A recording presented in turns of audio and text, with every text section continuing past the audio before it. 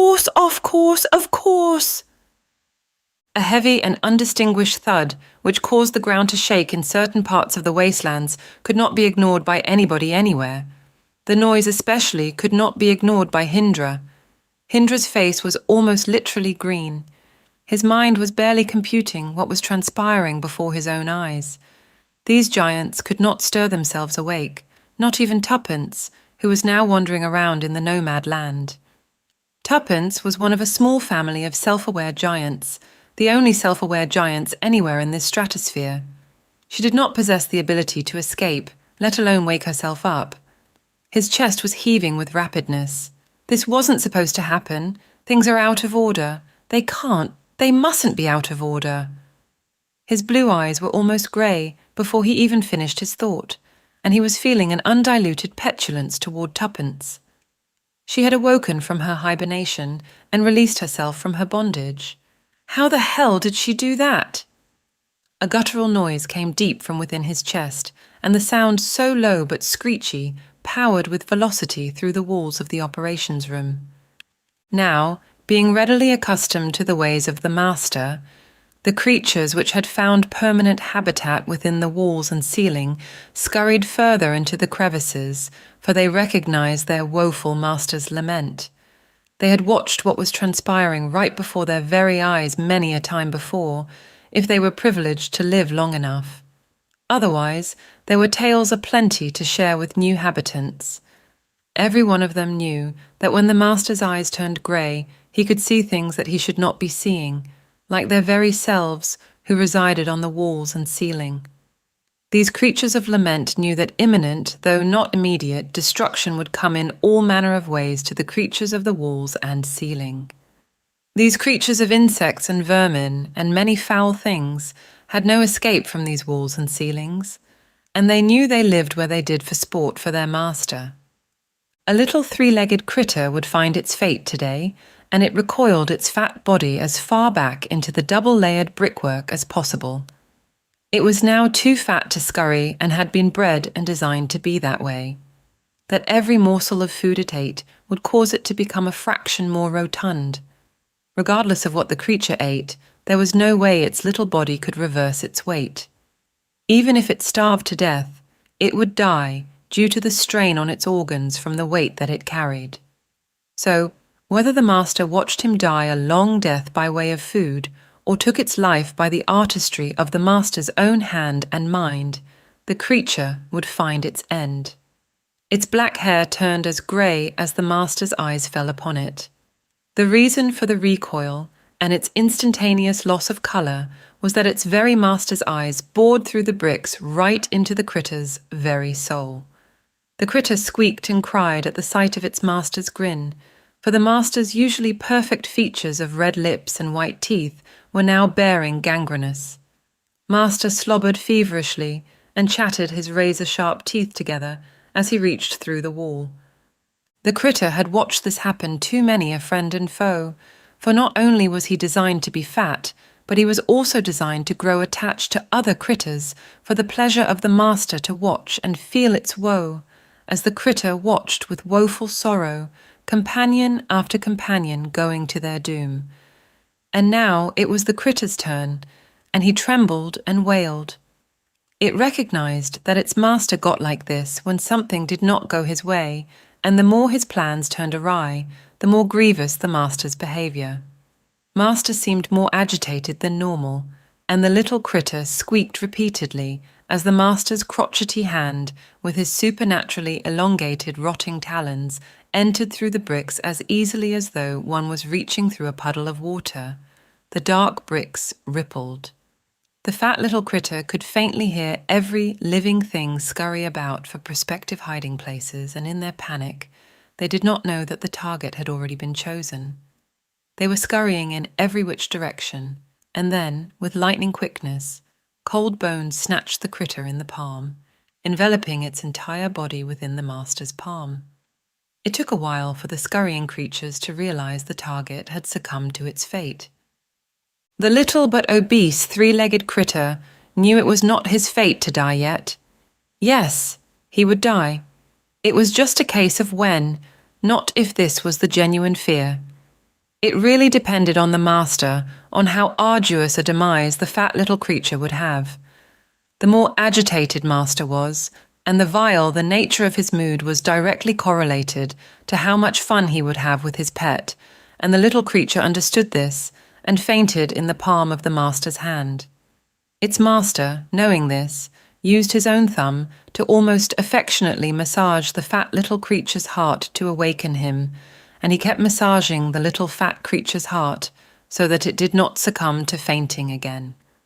Back through the bricks, the master's hand retreated, and he lifted the fat little creature to sniff him. The fat little creature did what it could recoil back into the palm of the master's hand at the foul smell of putridity coming from the mouth of its master. Its master continued massaging. The little creature's heart meant that its little dark eyes stared. It was too scared to look at the master, and also too scared not to look into the rotting abyss of black and green flesh that constituted some kind of semblance of a mouth as the master lifted the little creature up to its mouth. Tingling nerves and burning sensations coursed through the creature's body. Its muscles weighed down like lead balloons, but its heart refused to give in as the master continued to massage.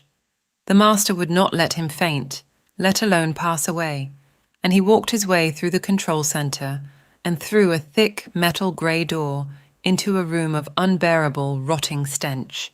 The room had never seen natural light or fresh air since it was built. With a deep sense of satisfaction and a shiver of delight, the master entered a dull room and closed the door behind him.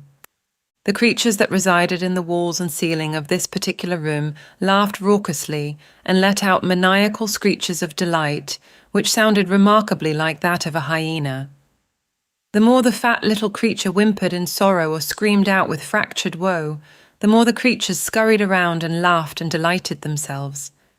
Eventually, and after an exceptionally long while, the woe and sorrow of the fat little creature had taken its toll, and not even the best efforts of the master could keep the fat little creature alive for more than a few pulses because of its weak heartbeats.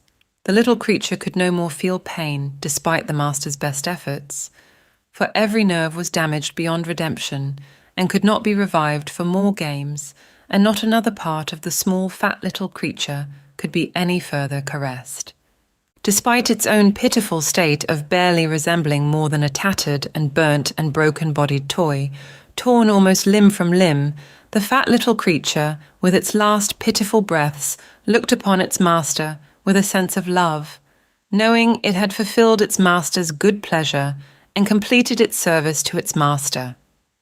The master brought the little creature to his cracked and festered lips, and through the eyeballs of the creature, sucked out the last bit of life, and with it the emotional and mental state of the little fat creature, along with organ, bone, and flesh.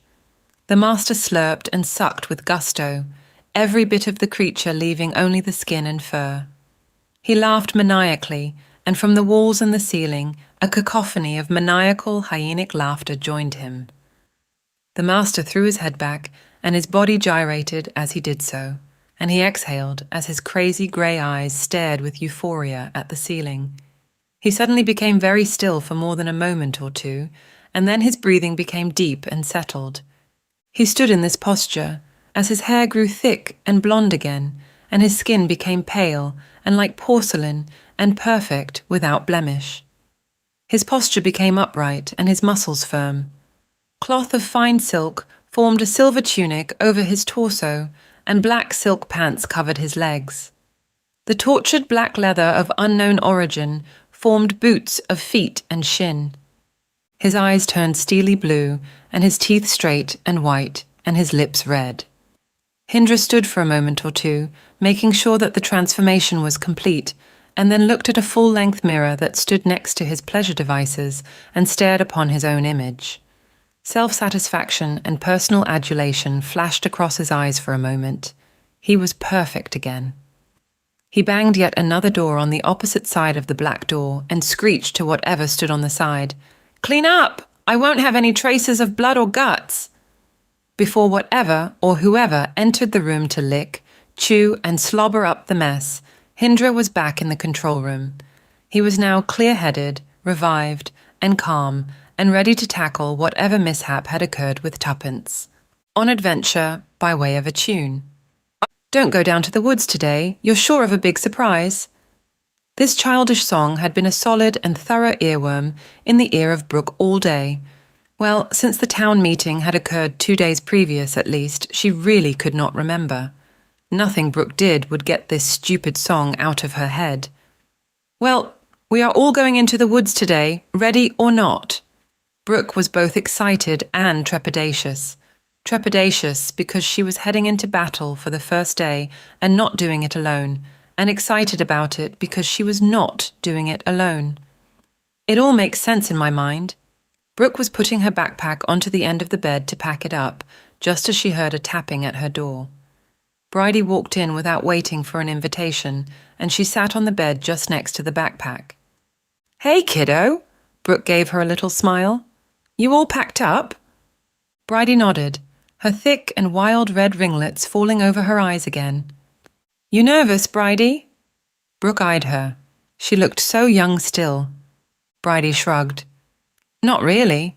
I suppose that I should be, but I'm not."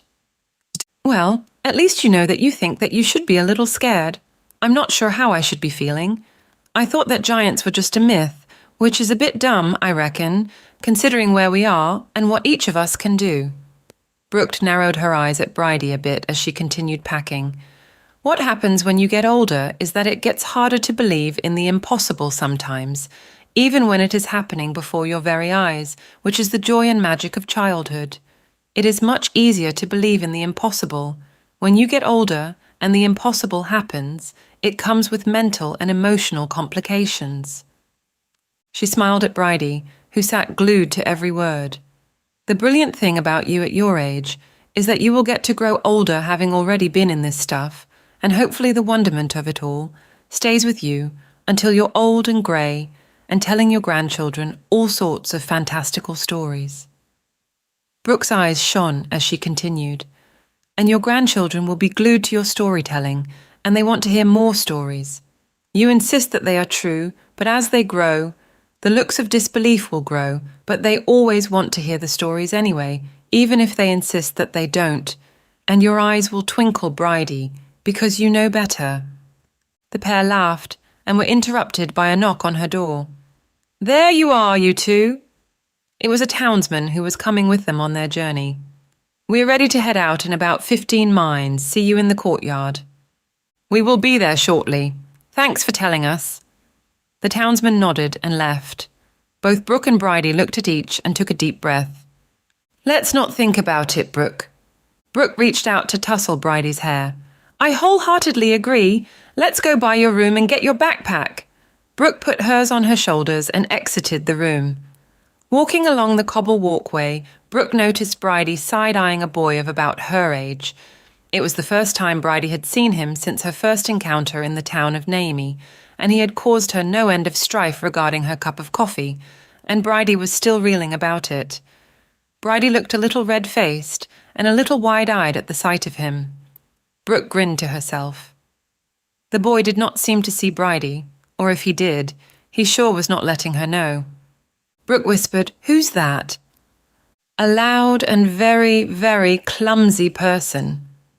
She turned to Brooke with a slightly panicked expression, and then whispered with a slightly desperate panic, "He has a backpack. He better not be coming with us. That will be a disaster."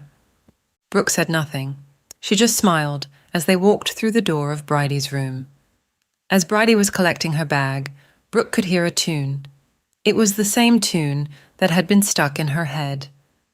"If you go down to the woods today, you're sure of a big surprise." Brooke stepped out of the doorway and snapped her head around.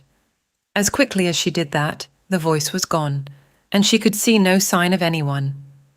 Bridie snapped Brooke out of her thoughts. "Come on, Brooke, let's go down to the woods." Bridie put her arm in Brooke's, and Brooke looked over at her, a little perplexed, and nodded. "Damn earwig!" Brooke, as sure as eggs, would not let a silly childhood song spook her, and so she put it out of her mind. She tried to put a new song in her mouth and sang quietly in her own mind, and could not think of another tune, and one from a favourite childhood movie with her own twist. We're off to slay the giant, that massive giant of Oz. Only a small concern and a mild worry. Gigi had been humming a tune as she walked. It helped her ignore the pain in her tendons and the soreness in her hips. She was determined to get to that smokestack on foot. It was the constant visuals of Martha, her neighbour, and her agility in her mind that were spurring Gigi to persist on her journey. Something in Gigi needed this journey to be a physical one, with the least supernatural intervention possible. Supernatural intervention was certainly going to be required at the smokestack, that was for sure. But until then, she would rely on her smarts and physicality as much as she was able. Of the journey, everything had been mostly unremarkable, except for an altercation with Typhon, which she mostly used to by now after these years. He popped up every now and again to let her know that he was around. Then there was her coming across Akamar, which troubled her somewhat. Coming across her like that in the river, and in such an unusual faraway spot, so far from home. Gigi had not felt good about leaving her there. In Gigi's mind, Akamar was stuck due to some kind of curse from Alistair and his cronies, and if she could just snuff out the power of the smokestack, then Akamar may be free to find her place in the sky again. That was her hope and reasoning anyway. She did not want to ask Akamar, but hoped against hope that Akamar was not disintegrating underwater. Akamar's golden colour was faded ever so slightly, and this probably would not even be detected by an untrained eye. It worried Gigi some, though. A fading of colour meant that a star's stardust particles were softening and therefore breaking down. This process took quite a while, and whoever did this to Akamar had wanted to see her die a slow and arduous death, and by placing her in clear water of that stream, the guilty culprit wanted to view it. The more Gigi thought about it, the more she concluded that this would be the handiwork of Typhon, a despicable cretin he is. He would do whatever he could to torment her and keep her attention. This she knew for certain, and of it there could never be no doubt. Gigi sang "The Teddy's Bear's Picnic" again to avail her thoughts. If you go down to the woods today, you'd better go in disguise, for every bear that ever was will gather there for certain. And onward she sang, watching bluebirds and butterflies, repeating the entirety of the song at least 3 times over, for Gigi did truly love the song. So onward she walked, feeling much cheerier as she sang and much less pained in her body too, for today was looking like it may be a good day. So onward she hobbled in a westwardly direction, and along that winding brown sandy road under a pristine blue sky, singing many melodies with joy. A curious study. The group that left the village of Naomi consisted of the 3 keepers, and Naomi, and 6 other townsfolk. These townsfolk were all tasked differently. A portly little chef, simply known as Chef, had volunteered himself for cooking, despite there being little or no need for this, as all it took was a click of the fingers for great meals to be present.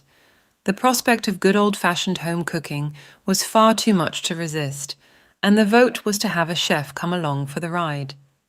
It had seemed that the middle-aged fellow just wanted a little adventure in his life, and Naomi was happy to oblige. There were also 2 fighters, trained in all sorts of arts, both natural and supernatural, who were present as watchmen and protectors. One who went by the name of Trippy, and he was a big barrel-chested older man, was also trained up for any medical requirements that needed to be tended, both natural and supernatural, for it could not be known what may be truly required on such a journey. The second of the pair was called Tricky, much trimmer than Trippy, though certainly on his way to being barrel-chested too. He was named Tricky because that is exactly what he was. Tricky. The last of the group was a body, barely yet a young man. He was tasked with the setting up and packing up of camps. There was quite often a need for the good folk of Alasia, when they engaged in a war, to not indulge certain talents, but to use good old-fashioned physical labour to not attract attention or any enemy forces. So this young'un was entrusted with the physical labour often left to those with plenty of energy. This young'un was no other than the bane of Bridie's existence. The coffee-tasting destroyer was how she had labelled him in her mind, and for the life of her, she did not know how he was going to put together a campsite when he could not even manage a cup of coffee on his own. When she discovered he was part of their unit, her shoulders slumped, and she just kept shaking her head and avoided him as much as she possibly could.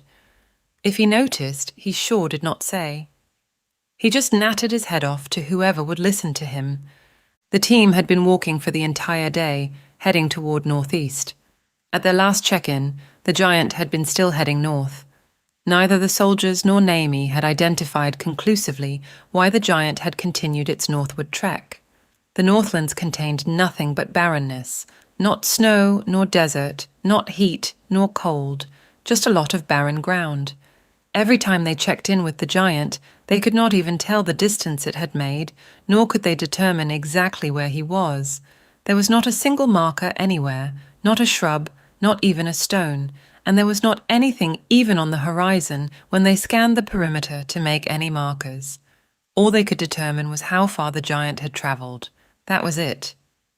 No one, to the best of anyone's knowledge, even knew how far north was, because no one had ever travelled that far, not even by riding on Wendy in the wind in rapid gusts. The farthest point that had been reached was 1,000 kilometers, and, at that point, all the favours of Alasia seemed to cease. No food or water or shelter or the elements could be called upon after that point.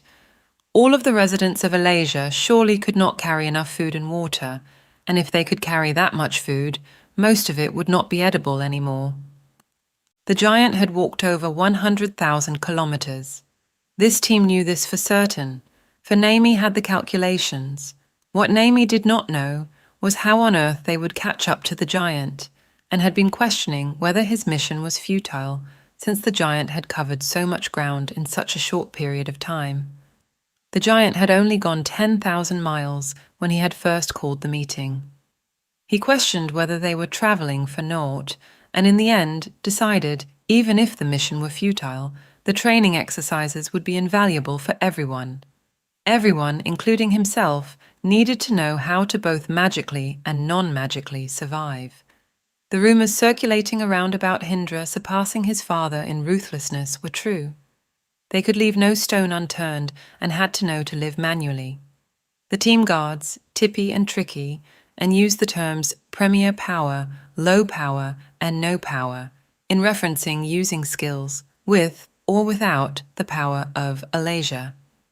This time together as a team would be great to hone skills of low and no power, which is exactly what they did that day. After travelling on foot for most of the day, the team set up camp.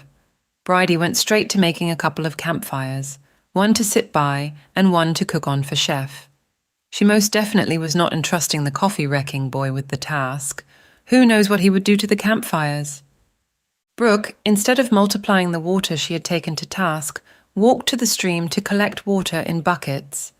Guthrie did not employ Wendy the Wind for any task, for she was not needed. They would make do with the stillness that surrounded them. Naomi sat back in his trusty chair, which he had somehow managed to carry with him. This was a topic of conversation that came up later that evening, after he had found a nice oak tree to bed down for the night. For no one had seen Naomi even carrying the chair for the entire trip, and no one else had carried it either. It was not so much the mystery of how he carried it, but more about where he carried it. In fact, the curiosity of it all had caused the team to lay bets on exactly where on his person or elsewhere the chair resided when it was not in use. They just were not sure what to bet yet. The team concluded that it was more about bragging rights anyway. Daytime moved to evening and evening to nighttime, and they all found themselves asleep as the moon rose high and the starry night sky shone. Their sleep came early and was rich and full, and not one of them stirred except for the occasional snore or snort, and all dreamed well despite curiosity lurking behind tree and bush and even screen. "Sleep well, my friend. Sleep well, my foe." Zilla had been watching Naomi and his little minions, and he had been especially watching Brooke. She was asleep now by the stream that she had collected the water from. He was curious. She could have just multiplied her own water, but she did not. She collected it. In fact, they all did their own tasks by their own hand. Since the privacy shield had been lifted, most of Zilla's time had been in observance. It was all of them that he was interested in, that was true. All of their crazy and curious behavior was definitely to be marveled at. It was Brooke, that human girl he was most curious about. Of course, he had noticed her hiding and watching him. He had never experienced someone who seemed so affected by him and not horrified or repulsed. It was not his green eyes, perfect jaw or dark hair, or lithe frame that repulsed people. It was who he belonged to that did. The usual response toward him was often of disdain or hatred, and because of this, Zilla hammed it up and behaved as everyone had expected him to, everyone but Brooke. She had never spoken to him, but her countenance was always soft and fragile around him, and forever curious about him.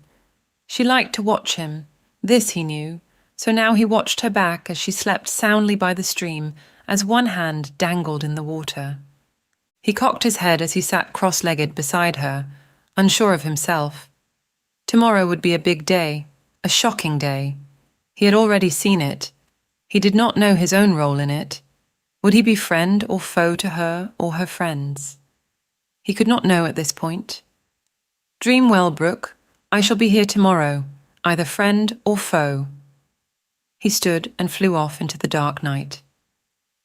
A day, oh, what a day! The team woke to the smell of fresh meat, berries and pancakes, and everyone devoured their breakfast well. All were in good spirits. They all bathed, changed and packed up, ready to continue on their journey. Regardless of how fruitless the chase for the giant would be, everyone was keen on the challenge. Brooke and Guthrie were particularly animated with Guthrie surfing Wendy like a surfboard through the air, and Brooke running beside him, and without so much as consulting her, he grabbed her upper arm and whipped her onto the board in front of him, and Wendy formed a handrail rail in front of her to hang on to, and they flew through the woods and dodged the trees at a super-fast pace. Brooke was laughing with elation and excitement, and this egged Guthrie on to kick into another gear of recklessness, which elated them both again. Both Brooke and Guthrie were in the throngs of laughter when Wendy pulled to an abrupt stop. It was so abrupt that both passengers fell to the ground and winded themselves. The pair lay on the ground, gasping for air. Wendy changed shape and took the form as a shield, and still, the pair were on the ground recovering. It was Guthrie's first to notice the unusual sound of something like a sharp, whooshing, stinging kind of sound, and he managed to lift his head to see arrows ricocheting off the force field created by Wendy.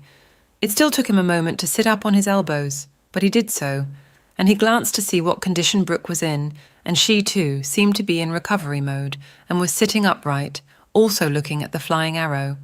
She whispered in a breathy voice, "Can you see where or who they are coming from?" "Wendy," cried Guthrie sharply, "who is shooting those arrows?" "Hindra's brother's army." Guthrie got to his feet and scanned the area. He could see no one or anything, just the arrows flying thick and fast. He was thankful Wendy was so powerful against them. Brooke was up on her feet now and looking around for the same thing Guthrie was, which was where the enemy was and what they looked like. She was up on her feet, but still a little woozy. Guthrie noticed this. He also noticed that not 10 meters behind Brooke, the ground seemed to be forming a hole in it, a black hole with a swirling wind of color, which he knew was not under his control. The hole was making a loud whirring and whomping sound, and it was only getting more powerful. He checked for Brooke, but before he could get to her, Brooke stepped backward, not knowing that the vortex was behind her. She felt the loss of ground under her heel. She felt her heel reach the end of sturdy safety and discovered itself looming over the edge of the ratcheting cauldron of doom. Her left heel, slipping with such force and jolt, caused her calf to pull away at itself, and she screamed at the feeling of a rip of muscles and tendon. She was sure that she had torn her soft tissue clean apart. This caused her leg to leg buckle, and her toes gave way, and they were the first of her body parts to slip and submit themselves to the jagged inside edge of the abyss, and as she scraped the toe of her shoe, the top of her foot succumbed itself to the same fate, causing the skin to be scratched where the tongue of her shoes ceased, and almost in the same moment her shin found a jagged bit of rock, which seemed to hunt and desire to tear at the skin of her shin, as her mangled leg was the first part of her to enter the blackness. The knee on her good leg gave way under shock and the sheer force of agony at the crippling of her left leg. This buckling caused the rest of herself to fall in a backward motion, with no possibility of reaching out for the edge, as her arms flayed backward behind her head as she fell backward. Brooke knew that with all of the noise about her, Guthrie was fighting tooth and nail to get to her, could not hear her scream, nor know what was happening behind him. He understood now that the arrows were not more than a decoy to get the vortex in motion to suck them away to who knows where. Brooke felt herself submitting to the blackness beneath her, and all semblance of hope was sucking out of her, at a rate difficult for her to fathom. Very quickly she felt the awe of hopelessness envelop her, especially as the bleakness she now inhabited grew into greater blackness, and the air thinned out about her, and she felt like she was sucking in damp rock dust and not air. This time, her resistance to the darkness was waning, and she felt helpless to fight it. As she felt herself falling with what felt like breakneck speed, the nauseousness in her stomach was causing vomit to form, and the pain from the velocity of speed brought to her torn-up left leg was at such a point that her face had turned ashen, and she was forming a feverish sweat. Brooke was on the verge of passing out, while vomit was rising up through her esophagus, and she felt herself shiver with cold and fever. With the weakest and mousiest of a barely audible whisper, Brooke tried to mouth the word, "Water! Hell!" The beads of sweat on her face and the spittle coming from her mouth obeyed her command, even without her finishing her request. The drops of salty sweat and her spittle elongated their own droplets and then multiplied themselves to create a salty pool of water underneath her. Brooke had passed out as the water had formed itself into a pool underneath her. The water multiplied itself to become a pool so deep and warm. Her spittle and the salty sweat from her skin was enough to keep her buoyant on the surface of the pool, and to keep her firmly enough secure and in one position to soften any further blow. Brooke's pool of water was not enough to slow the force with which they were descending, so the pool of water created a little door and vortex to suck her through. She kept falling for what felt like forever, and was virtually faint with it. She was not sure she could stay conscious for any extra length of time, because what remained of the very air around her felt like it had been sucked out of her lungs. Even her lungs, as strong as they were, felt like razors, and she could feel herself gasping for breath. This desperate need to fill her lungs with oxygen was the only thing keeping her in a conscious state.